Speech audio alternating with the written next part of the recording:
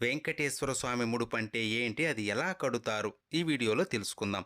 పిలిస్తే పలికే కలియుగ దైవం, కోట్లాది భక్తులకు ఇలవేల్పు, ఆపద మృక్కులవాడు, అనాథ రక్షకుడు, కొలిచిన వారికి కొంగు బంగారమైన ఆ శ్రీనివాసుడే కష్టాన్ని కడతేర్చే దైవమని భావించి స్వామివారికి తమ కోరికలు చెప్పుకొని ముడుపు కడతారు. స్వామివారికి ముడుపు శనివారం ఉదయం దీపారాధన చేసి ముందుగా వినాయకుడికి మీ కోరిక చెప్పి స్వామికి ముడుపు కడుతున్నాను, సంకల్పం నెరవేరాలి అని కోరుకొని ఒక తెల్లని బట్టకి పసుపు తడిపి ఆరబెట్టి బట్టకి నాలుగు వైపులా కుంకుమ పెట్టి అందులో 11 రూపాయలు లేదా స్థాయిని బట్టి కొంత డబ్బును స్వామిని స్మరించుకుంటూ పెట్టి మీరు ఎందుకు ముడుపు కడుతున్నారో మనస్ఫూర్తిగా భక్తిగా స్వామికి చెప్పుకొని డబ్బు పెట్టిన పసుపు బట్టకి 3 ముడులు వేసి స్వామి ఫోటో లేదా ప్రతి ముందు పెట్టాలి.